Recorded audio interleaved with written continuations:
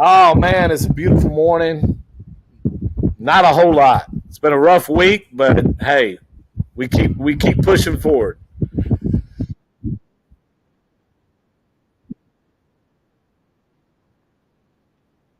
Yes, sir. Yes, sir. How's your week been? That's the truth.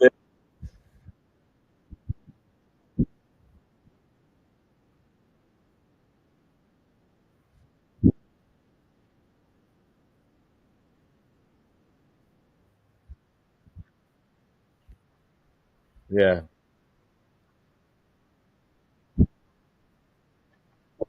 Yeah, I mean, we woke up Wednesday morning, regular day, and my wife texted me around noon and said, "Hey, I'm hurting. I'm in pain." I said, "Well, go to the ER, get checked out." I thought, just might be a kidney stone or something like that. But no, it turned out that she had to get rushed to emergency surgery Wednesday. So we were at the hospital all Wednesday night and all Thursday, pretty much all Thursday day, trying to get her, situated. And so they did an emergency appendectomy, and she said Thursday night, she's like, "I want to go to the beach. I want to go to the beach." I said, "Well, I got a podcast on Saturday. I think I can do it there." But, she's like, "I don't care. I just want to go relax." So we're down here in Crystal Beach, and appreciate you having me on.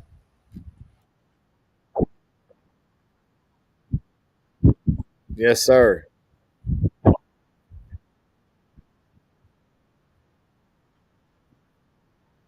Well, it's a funny story. I go back almost 10 years, pretty much 10 years. My brother in law and sister live in the Woodlands, and I was in the military for 21 years, and about 2 years out, they encourage you to go to all these retirement.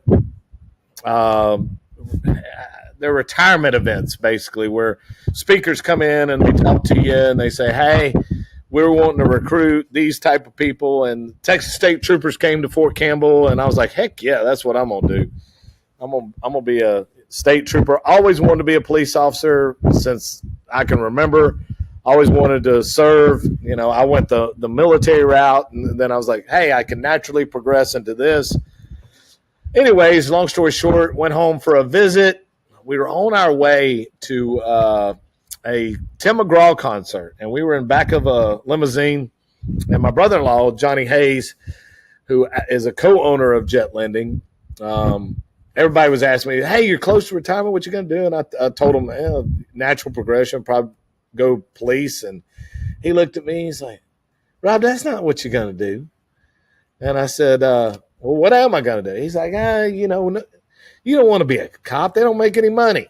I was like, "Well, I kind of do." He's like, "Well, why don't you do this? Why don't you come down here, Houston? We'll get you involved in real estate and get you involved in closing loans and stuff like that." And I basically thought he was joking.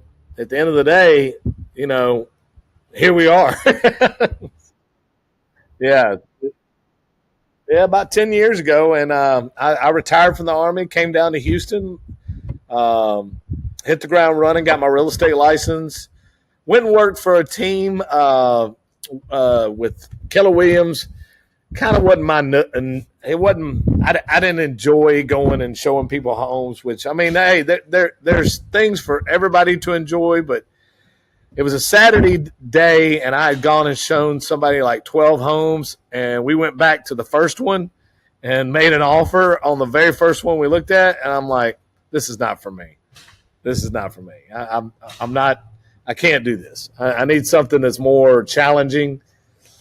And honestly, I was gonna pack up bags and go move up north to where all my friends were in Longview, Texas, in that area. And Johnny reached out at that point in time and said, "Hey, we want you to come on at Jet Lending, and we think you'd be beneficial here." And I remember I started in the smallest cubicle at Jet Lending, and now I'm the director of loan operations. And I told Johnny when we interviewed, I said, "Look, just because I'm your brother-in-law, I don't want any special treatment. I want if I'm gonna earn my way there, I want to earn my way there. And here we are now, and I'm running the whole loan origination department. So yeah, I've been running it technically about 5 years. Yeah, aviation, um, with a background in petroleum supply, also, but mostly aviation.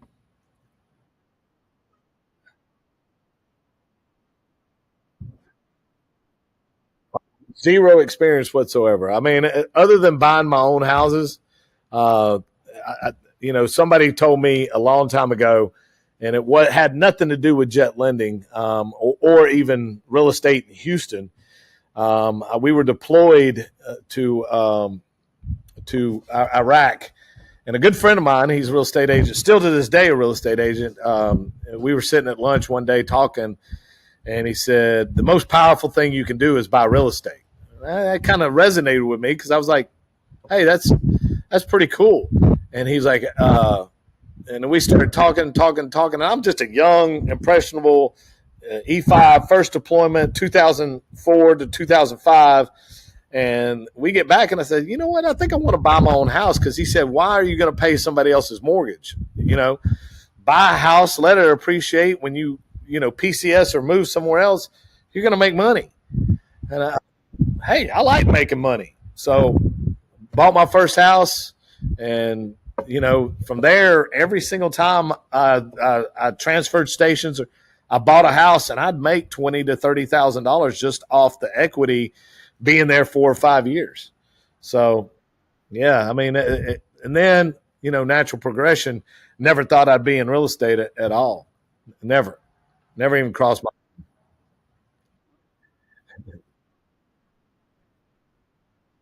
Well, I mean, it's challenging, but at the end of the day, you kind of get addicted to it.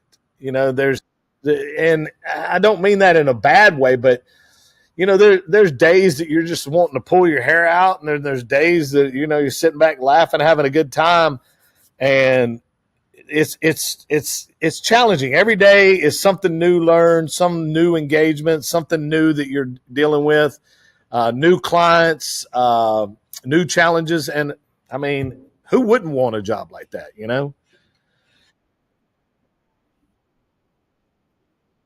I mean, the people that go and do the same job every single day, and don't have any challenges. I don't know how they do it. I mean, even in the military for 21 years, it's always something different. Whether you're going on this deployment or this deployment, there was always challenges there. And I mean, I think my personality and the person that I am, I have to be challenged, or I'm just, I'm not gonna succeed. So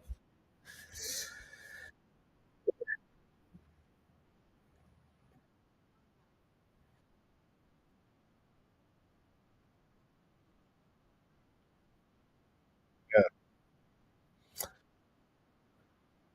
Well, I mean, to be honest with you, it's a good school. Everybody that I know of usually goes there to get their real estate license. Very very good school. Uh, it was about 4 months of just classes every day when I first moved to Houston. And everybody's like, hey, it's challenging to take your real estate exam. It's very challenging. So I mean, there's a lot of hype in it, to get your real estate license. It's the hardest test you'll ever take, and blah blah blah. And I'm like, dude, I hate taking tests. I hate it. I hate it. I hate it. And the whole time, this anxiety's building up. I go take the test and aced it. So they prepare you for it. I think it's probably one of the better real estate schools that I've heard of. There's a lot of people and a lot of other establishments that offer the same education, but they actually prepare you for the test and make sure that you are going to be successful as a real estate agent. Every time I have continuing education, I still go back to them, even though there's cheaper, more affordable, more quicker routes. I always like the interaction, going to the classroom or having a Zoom call, because dude, I've picked up clients just going back and getting continuing education. Just like, hey, when we start talking about legal or whatever, I'll drop in based upon the knowledge that I have. And most of the students are in there like, how does this guy know all this? Well, I've got a great mentor. At the end of the day, when you've got somebody that's teaching you about real estate and the true real estate, how to comp properties and what to look out for. And I mean, is it on a busy street? Has it flooded? I mean, these are things that most real estate agents don't pay attention to. So being in a hard money lending or being an asset-based lender, you've got to know different particulars about how to evaluate a property based upon comps, where it's located, condition, all of that stuff, that most real estate agents will go and pull comps within a mile and say, oh, well, these are comparable.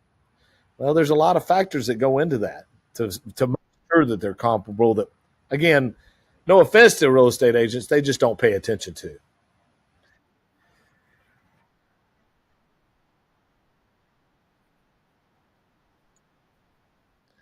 Well, I would have to say Johnny was my first. Eddie Gant, also really big name. He's a good mentor. Ehab, I'm gonna butcher his last name, but he runs a company called Rehab with Ehab. He's taught me a lot, and those three people, I would say, have taught me more about real estate than anybody else. So. Um,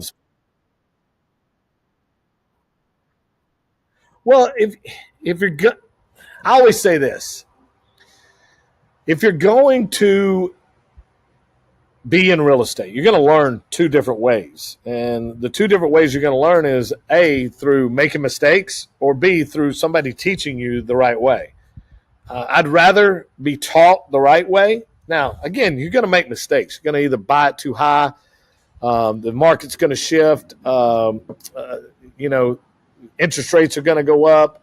Things are going to happen that are out of your control. And I always tell anybody that's, getting into investing or anything like that, is the only time that you make money on a real estate transaction is not when you sell it, not when you rehab it. It's when you purchase it. When you purchase the property is when you make the most money. The deeper you buy, the more equity you put into the property. The only thing you can control in a real estate transaction and make where you're making your money is how you bought it and what purchase price you bought it at. And I mean, a lot of people have learned a lot of valuable lessons through us and through Jet Lending, because we try to teach the right way to buy real estate. So,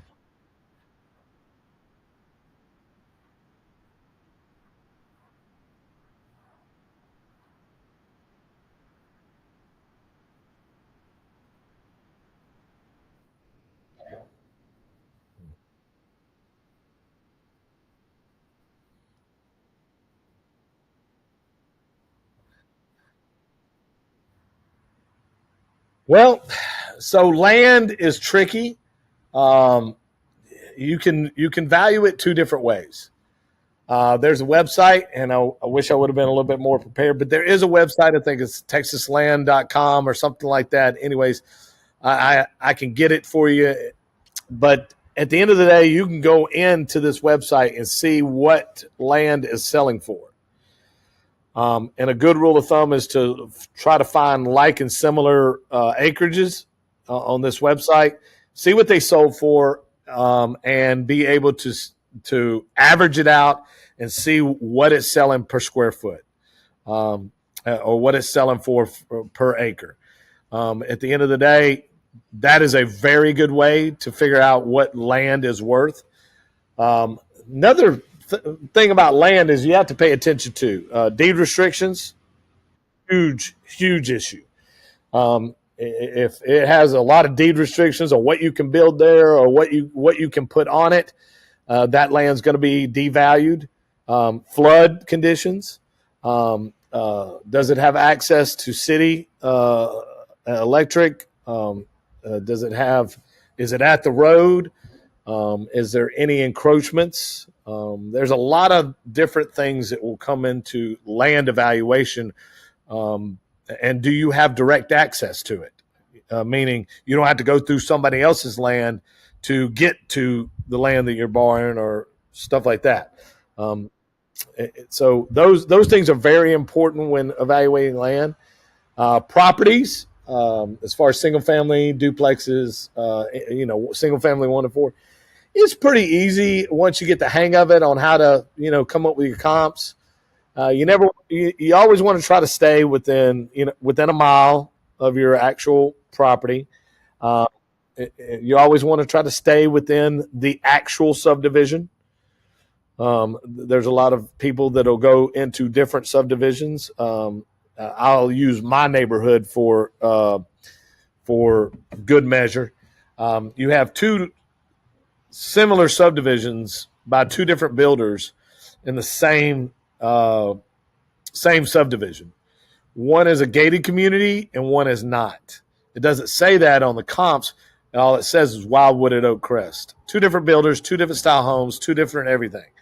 In this little gated community, those houses are selling for probably $200,000 or more, but it still says Wildwood at Oak Crest.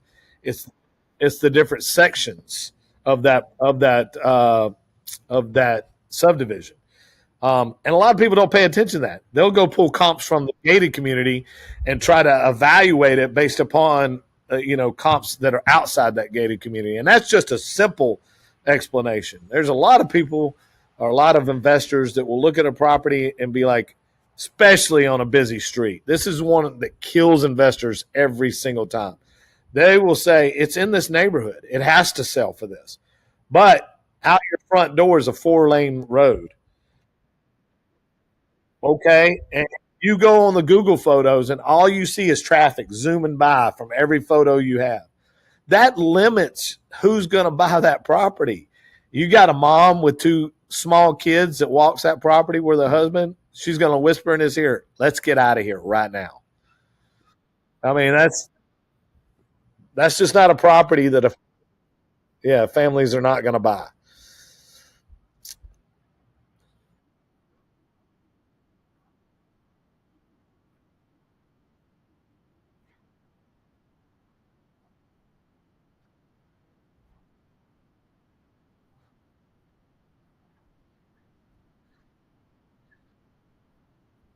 Well, that's where experience comes in. I will tell you, Beaumont has a lot of this. Beaumont has a lot of this. And because when people move to Beaumont, they stay there. All right. And so you don't have a whole lot of comps in these rural areas. Beaumont's not necessarily a rural area, but there are little pockets over there in that area.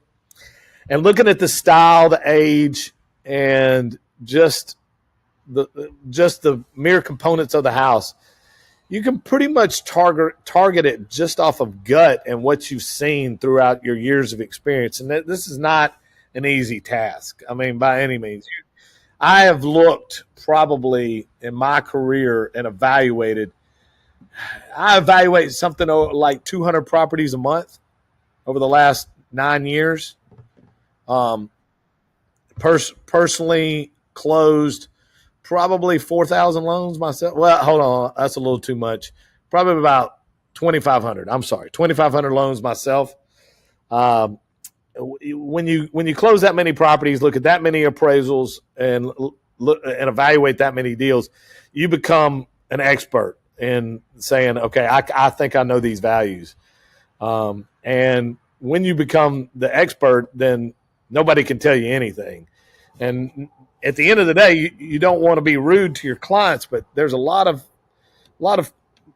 first come real estate agents that say, oh, my real estate agent told me they could sell it for that. Well, they may be able to sell it for that. That is a true statement. But as a lender and as a real estate expert and as a lender, we've got to look and see what the reality of it is.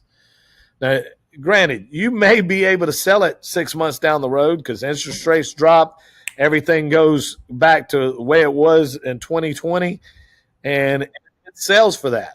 But right now, the data is telling us that it's not going to sell for that, and that's what we have to go off of, what the data says right now. A lot of people don't pay attention to actives versus pendings. That's huge right now. Actives versus pendings is probably the biggest thing. You get in a neighborhood where you got, let's say, 40 total comps, right? You got 20 solds. So you're thinking, hey, that's pretty. But you got 15 actives and 5 pendings with only 20 solds. I mean, that's kind of a weak market right now. We're seeing that all over pockets of Houston where you've got these huge number of actives, very few pendings, and not a whole lot sold. And at the end of the day, you got to pay attention to that, especially today in the market that we're currently in.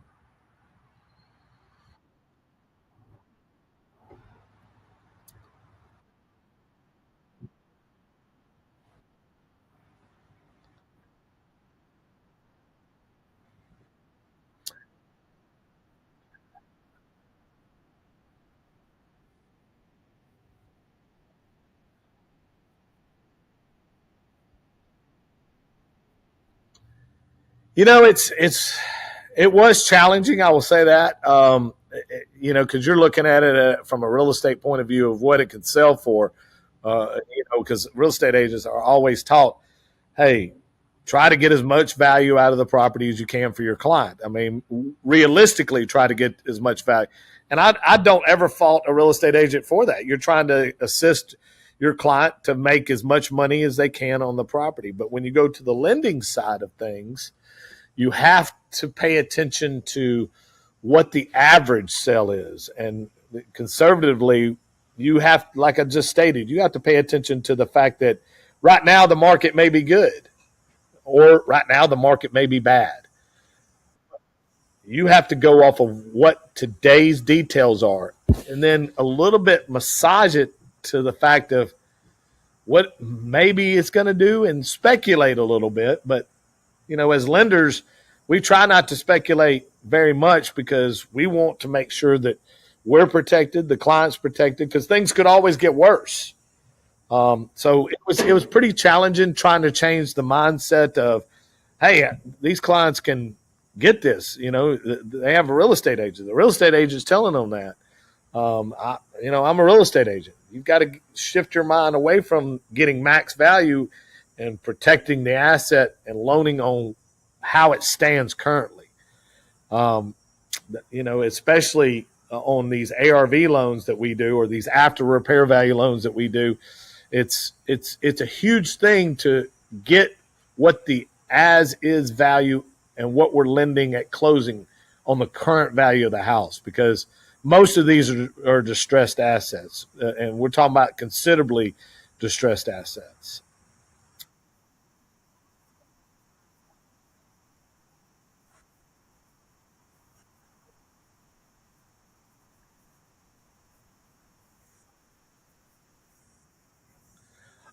We do a lot of education. We're probably one of the only lenders that actually does a true evaluation of the property. And we do a full blown desktop appraisal. There's three eyes that look at it. Every single property, you got your loan officer, you'll have me as the director, and then you'll have the underwriter, Eddie Gant. He's been in the business for 26 years. There's not one person that I know that can stump him, and I'd be probably second on values of a property. And at the end of the day, when you have a team like that supporting you, dude, that is invaluable. And I always say this, even if you're not going to close an investment property with a hard money lender, send it to one of them and let them tell you if the value makes sense or not. And they'll tell you quick. If a hard money lender won't lend on it for what you're buying it for, then you should take heed. So, I wish I had time. I wish I had more time. I listen to a lot of books. I don't read very much. I guess that counts as reading, listening to books. So No, I really don't. I mean, there's a few. I listen to some Joe Rogan a little bit. I listen to. Um, I think he's pretty interesting. There's another one. I can't think of his name right now, and I'm embarrassed that he's a pretty funny comedian that I watch his because he's got a lot of very interesting. I think it's Theo. Is that his name? Theo. Yeah, I listen to him. I mean, he just had Trump on. He's had a lot of very interesting people on his podcast. So I like to listen to interesting people and get different point of views to try to, to try to grow and stuff like that.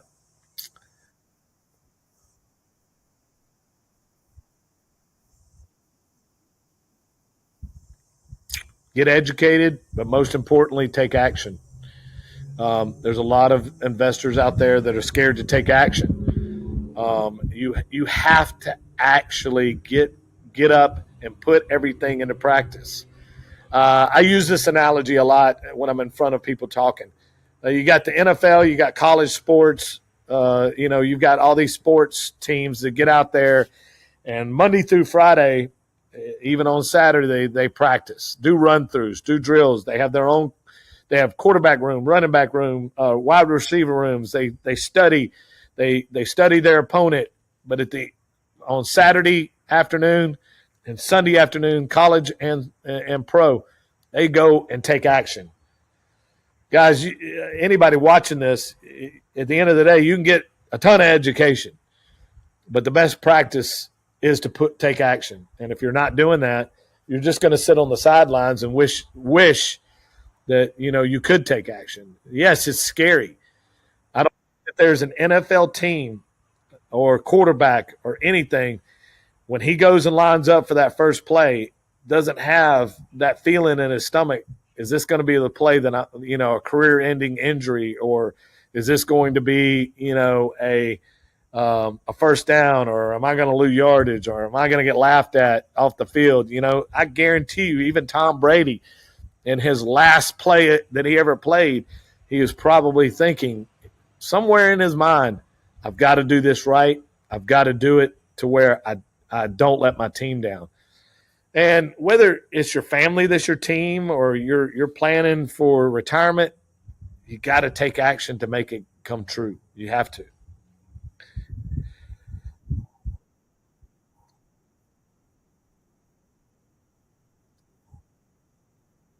Yeah, it's actually when I was still in the military. If that's what you're talking about, uh, I bought a house in Nolanville, Texas, coming right back from Iraq, and I bought it for $88,000, brand new build, like unheard of. 4 bedroom, 2 bath. Now, now that I'm into real estate, it had linoleum floors, Formica countertops. But I thought this thing was the most beautiful thing that I'd ever sat foot in.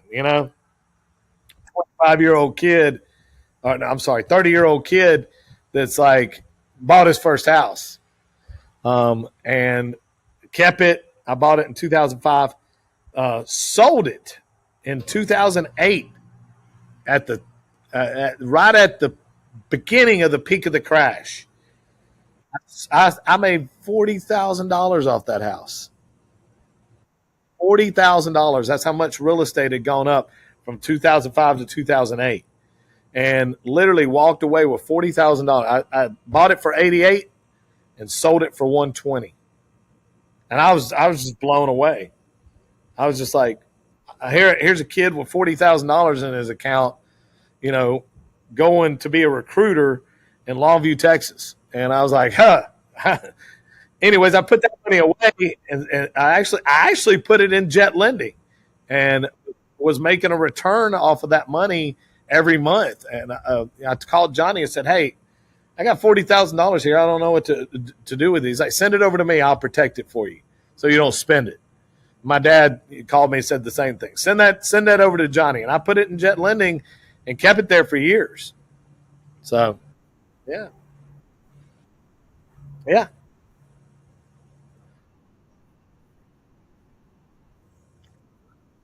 Oh Lord, my first. You know, I remember the first year that I was there, when I'd evaluate properties. I made a huge mistake in trying to spend everybody else's money for them.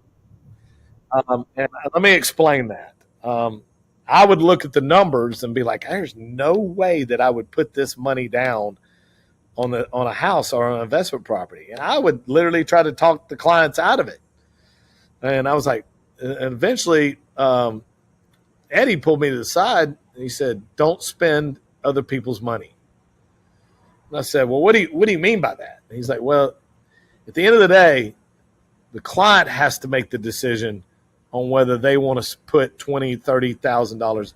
Your job is to present the numbers, present the data, and let them know, hey, I would move forward with this." He's like, "Now, at the end of the day," and he gave me some calculations and to help me improve. If they're not making this much money on the property, then yes, then we deter them. But you let them make the decision up front. And anyways, learning that model, you should always want to make 15 to 18% after everything paid on any investment property you do. So if you're bringing $20,000 to closing, but you're going to make 60 on the back end, that's still a good deal. And get your $20,000 back. If you're putting $10,000 down and going to make $30,000 on the back end, I mean, at the end of the day, you're still making money. So never spend somebody else's money is, I think, the most valuable lesson I learned as a new loan officer with Jet Lending.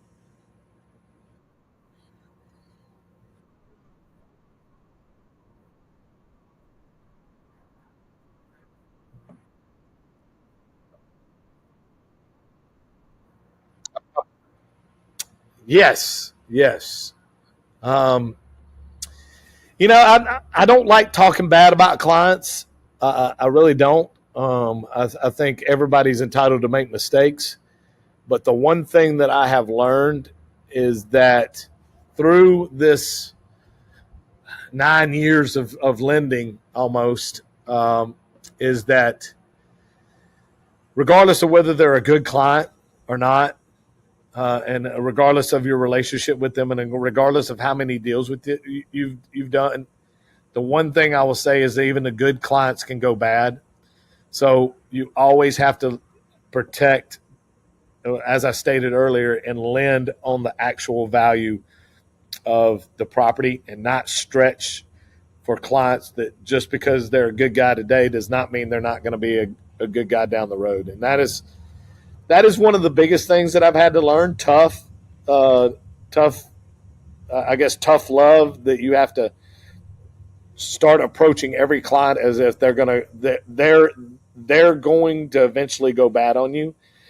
Now, I'm not saying that every client does go bad on you, but especially in the last 2 years, we just had to refocus and get back to the basics of lending, on how we lend and who we lend to. And some of our best clients have actually, they've gone bad on us, and that was hard for me to learn, because you always want to see the good in people, and you always want to see that they're going to do the best and do what they say. But at the end of the day, that's the hardest lesson I've had to learn.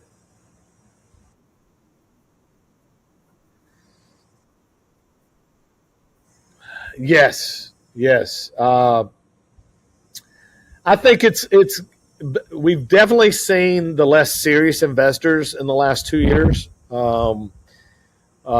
come across the table, and we've got more experienced people that we're dealing with, higher end, higher net worth individuals that are buying properties, and a lot of people are getting creative on how they have to finance deals. You've got to have right now multiple exit strategies. You can't just rely on selling a property, because right now interest rates are higher. It's an election year. The only people that are buying properties right now are the people that really want to, or I shouldn't say want to, they have to buy a house. And I think that's going to continue until after the election to see where everything's going to go or how or which direction it's going to head. And then people will start buying again naturally.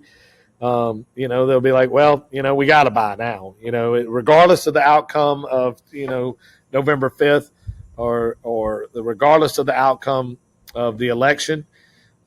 People will then wake up and say, okay, hey, we've got to make a decision here. Um, it's always like that in an election year. Things kind of get soft, in my opinion. Um, so that's where we stand.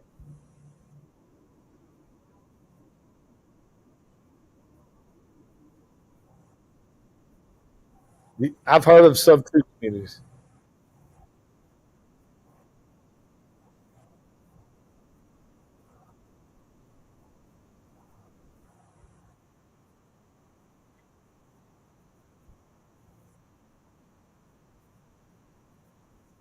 Well, it, creative financing has always been prevalent, but to speak to subject twos, you have a lot of people that can't pay their mortgages, and this is a way for them to deed the property over to somebody that can, assume that note and move forward and pay that note. There's a lot of people that are letting them stay in the house and pay them back rent. I've seen that in the last 2 years. Um, uh, at the end of the day, hey, we know you can't afford it, but can you afford this rent? And they're like, yes or no. And a lot of people will take over that mortgage, get it up to date, keep that property, keep the existing mortgage in place, and allow them to rent. Um, but at the end of the day, it's more prevalent for creative financing in that aspect now. Um, I always say hard money lending is creative financing. It is a way to it's not just as cut and dry. Hey, we loan 70% on this, or we. There's always a way to make a deal happen. There's always a way to get an investment property funded. Um, I always say this that we are a way to do business, not the way to do business. Um, so to answer your question, in the last 2 years, creative financing has gotten more prevalent than just your average, hard money lending or private money lending. Trying to, I guess, build equity in more creative ways.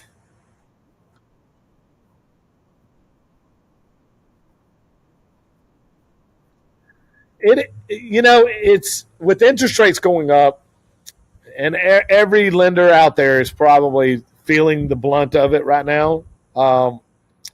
Business is not as not as happy as it was, when the interest rates were at 3, 4, 2%. I mean, that's just natural, Um, and I think that's one of the biggest things that people have to pay attention to is the ups and the downs. And if you're doing things the right way, you're going to survive the downs.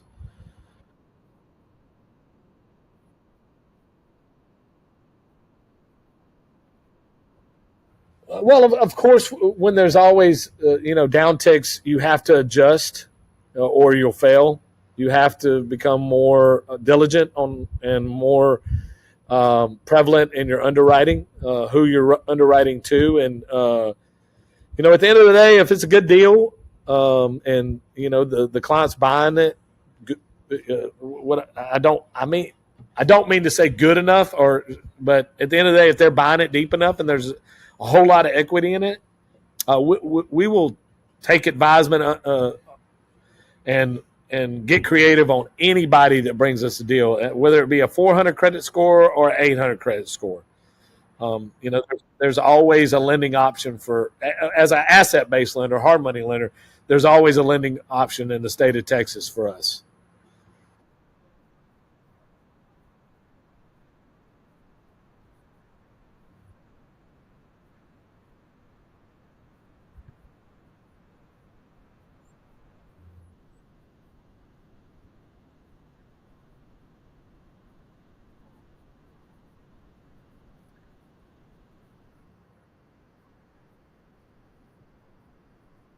Yeah. I mean, I always say this: life happens to everybody. Life happens to everybody. You try to do the best you can. In your situation is one of the prime examples. Just because your credit's bad doesn't mean you're a bad person. You can't judge somebody solely off of their credit score. You have people go through divorces, and hey, I thought my wife was paying this. I thought my husband was paying this. He didn't.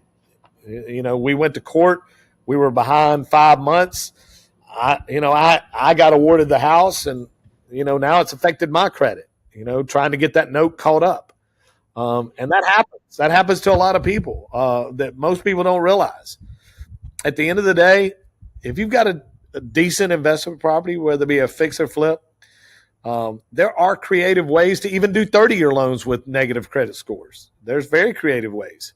There are, I hate to say it, there's subprime loan institutions that will do 30-year loans at a very, very significant loan to value.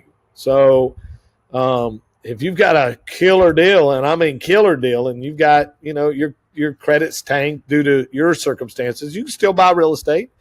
You can do as many flips as you want to and make as much money as you want to. Now, with a flip, that's all work. You got to work on buying it. You got to work on rehabbing it, manage it, and then you got to work on selling it. The way that you build long-term wealth is through holding properties and letting appreciation make you into a millionaire. And that's what I'm hoping for by the time I'm 60, is to be a couple million in the bank, cash out everything, and then just walk away.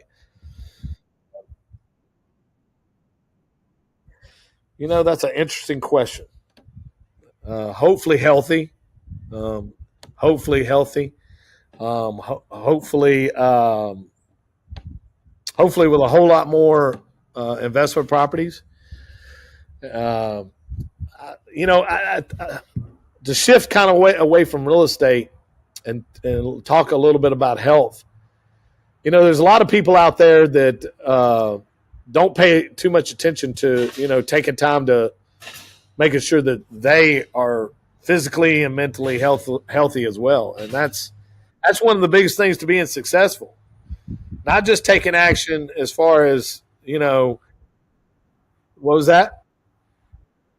Say what again? That's one of the biggest things to being successful is to be healthy. Most people don't realize that feeling good every day, waking up feeling good every day, being motivated, it is your key to getting out there and killing it every day. Yeah, I'm not saying that there's not a day that doesn't suck or that I'm in a bad mood, but at the end of that day, I always find solace or peace or whatever to going to the gym and putting in a hard workout, making sure that I'm not eating junk food all day, consuming enough water, and making sure that my body stays healthy so that I can.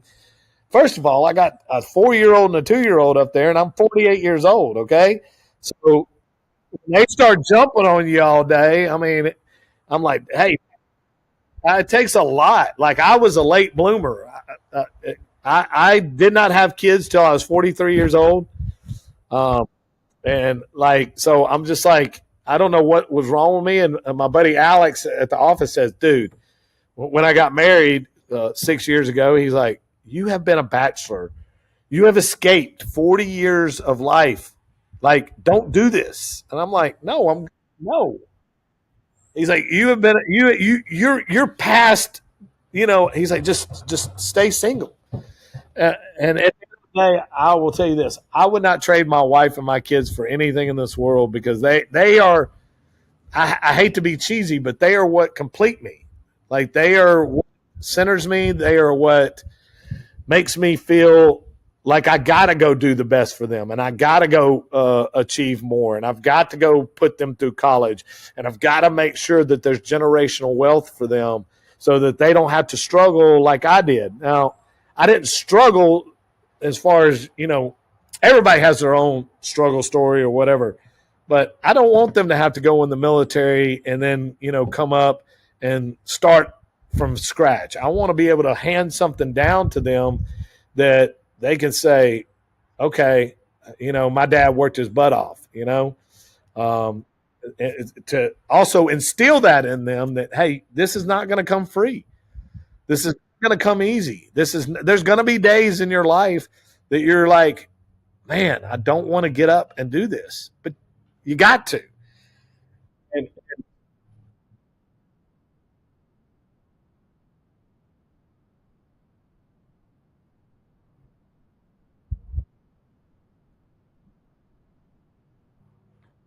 yeah, and at the end of the day, I talked to a guy the other day, and he said, the baby boomers and Generation X are the ones that created the soft generation. And I said, wait. No, I don't agree with that. Uh, I think it was. He said the tail end of baby boomers and Generation X is what he actually said. And I said, I don't necessarily agree with that. I think the kids that we're producing are the ones that are getting creative on how they can build wealth. You got all these people on TikTok that are taking their accounts and making millions and millions of dollars, just off doing video content and selling stuff off of a platform. That's entrepreneurship. That's them thinking outside the box. That's them watching their parents that like me and you that are, true entrepreneurs and true hard workers that saying, hey, I can do this too. And the parents encouraging that, um, the guy Gary Lee Vanderlick, you know him? Gary Lee, I think it's Gary Lee. I may be butchering that name. So, anyways, Vayner, yes, he he's raising his kids the way I kind of am raising mine. Yes, we go to church. Yes, I want them to believe in God. Yes, I want them to have all the morals and everything like that. But at the end of the day, if my when they become teenagers, they get. I don't want them to be fearful of education. I want them to take this device right here and know how to use it effectively. I don't want them to fear this like a lot of parents. Oh, that's too much screen time. That's too much because this is not going away. It's not going anywhere. In fact, I mean, we're a month away from I hate to plug iPhone, but from iPhone's probably biggest launch in AI technology, having AI built into the actual phone. I mean, we're less than a month away from that happening, and somebody having an AI robot in their hand to be able to, this Chat GPT is going crazy. So, I mean, at the end of the day, you're not going to know what's authentic and what's not, and diving not to go into a rabbit hole, but you got to train your kids to be responsible too, and be responsible with technology and making sure that hey, yeah, you use it, but you use it to where it's not taking away the authenticity of who you really are. And that's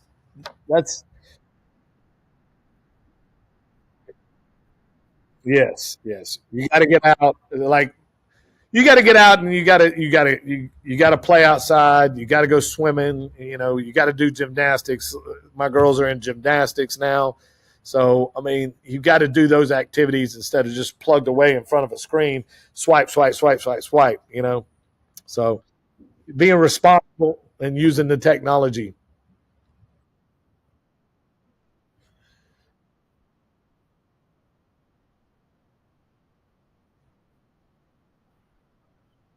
Well, right now, currently we have two rentals. One is a short term down here that we're at today, and another one is in Tomball. Yeah, the tipsy. Yeah, the tip. Yeah, that my wife came up with that. We're actually having this. I don't know. It's this.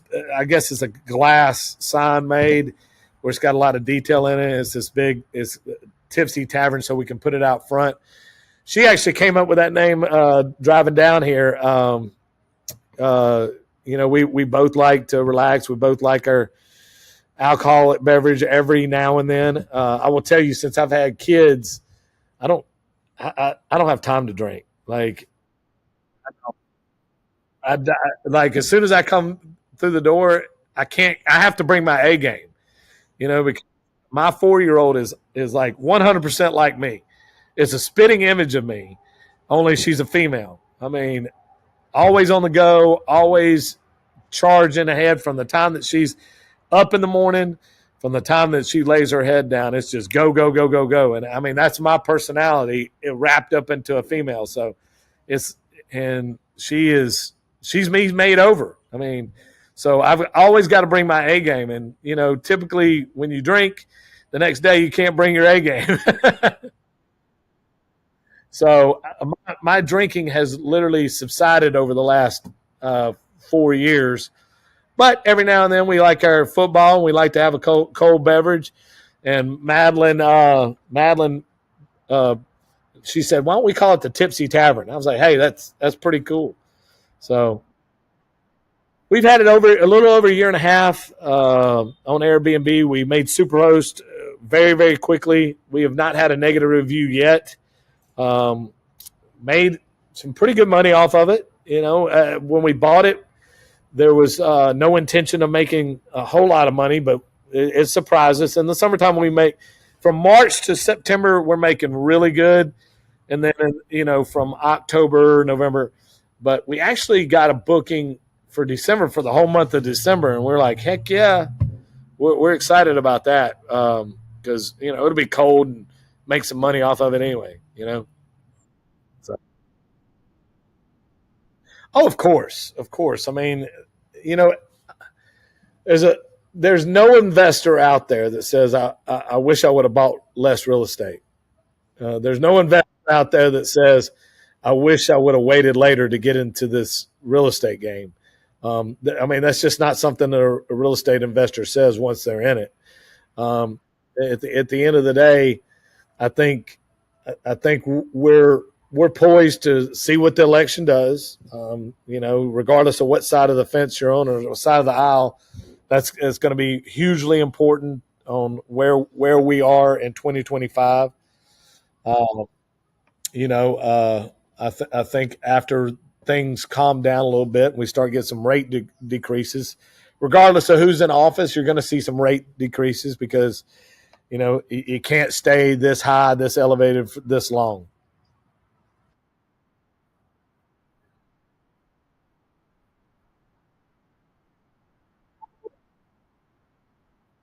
Yeah. I mean, it's regardless of what side you're on, real estate's important.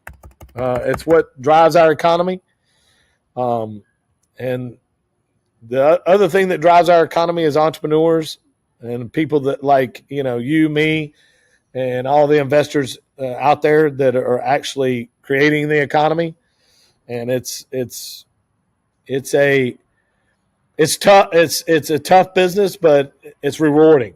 So, you work hard, you also play hard, try to relax and try to, enjoy life a little bit.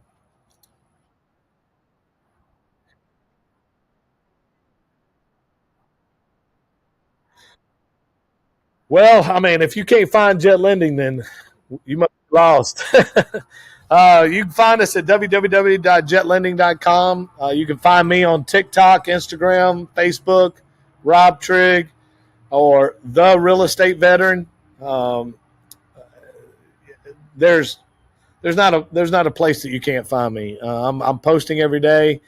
I do try to do a daily 10-minute tip of the day or something like that to kind of energize people. And it just depends on if I have time to do it that day. But usually we go live somewhere in the afternoon around 3:30 to try to give somebody encouragement during the day. I mean, there's in this crazy time that we live in, there's a lot of negative stuff out there, and people can get wrapped up in negative really quick. And adjusting your mindset on a daily basis is very crucial to success. My three keys to success: physical fitness, eating healthy, and recentering myself to ensure that I don't let the negative stuff get creep up into my brain.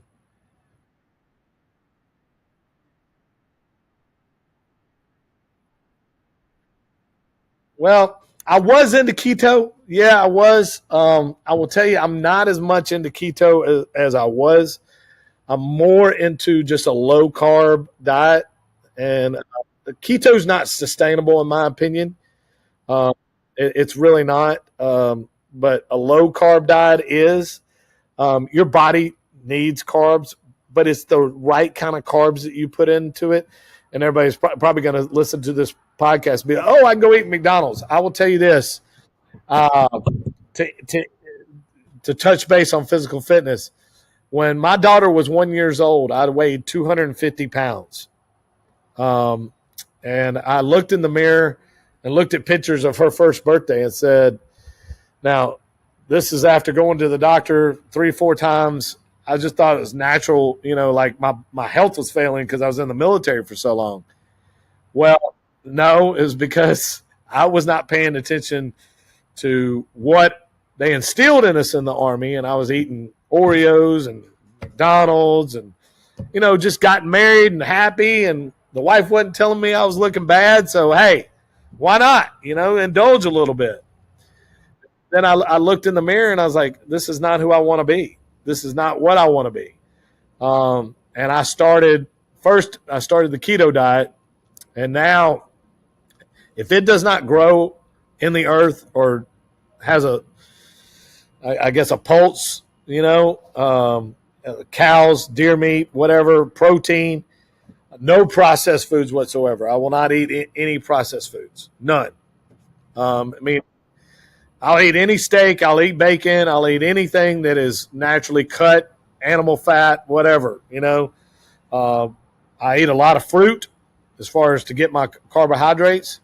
I don't eat a ton of like breads or unnatural sugars. You'll hardly ever see me eat any sweets like cookies or anything like that. Every now and then, like once a month, I might have a cookie or something like that. But other than that, I mean, it's just, I just stay away from it. And it is, I went from 250 on average. Now I'm about 190. And that was, I've maintained 190 now. Every now and then, like I'll get real heavy in the gym and I'll get down to about 185 and I look at myself and say, whoa, I need to bulk up a little bit. I'm a little too light. So,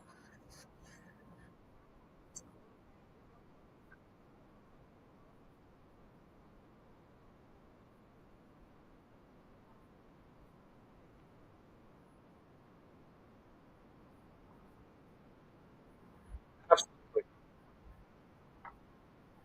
Absolutely.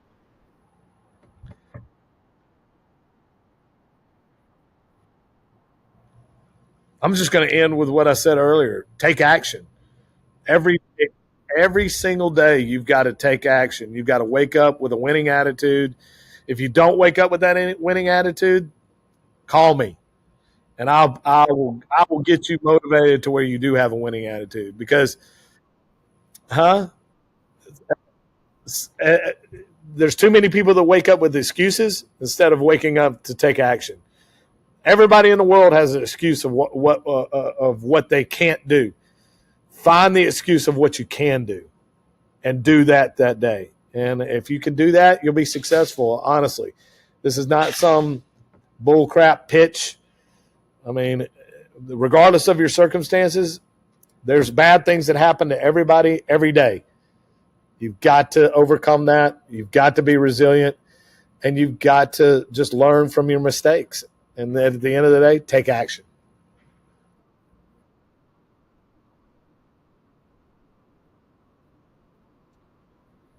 Well, we got numerous videos on YouTube. that you can go to. We could teach. We'll teach you how to buy properties. We'll teach you how to evaluate deals. There's numerous videos on there on how and where to buy properties, and you cannot sit there and not get educated. That's for sure. We got a YouTube channel, and there's plenty of stuff on my Facebook page. We do second Friday of every month at the Texas Real Estate Center. I have an event. It's always on a different subject to try to teach investors. Last month we did real estate math. I've got to start planning out the one for September, but at the end of the day, it's always. I want to do one on health and fitness in September, and I think it's a good time because rolling in, and I know we're going a little bit longer than we should, but rolling into the holiday season. Most people do not realize that is the most time when people get sick, and it's not because the weather gets cold. I will tell you the one. It's because they're not eating right and they're consuming too much sugar. Sugar causes inflammation, which causes your body to immune system to crash, and you get sick. I will tell you, since I've been on this diet, low carb, natural sugars, meaning peaches, grapes, stuff like that, I have not had the flu in over 4 years. Now, hey, I'm knocking on wood. I'm knocking on wood. I mean, even during COVID, I've gotten it and never felt the effects.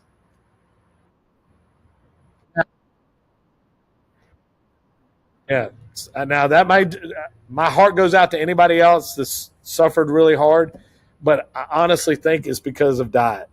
And my immune system's so strong that it can fight it off. So yeah, let's do it again sometime, man. It's awesome, awesome. Yeah, absolutely.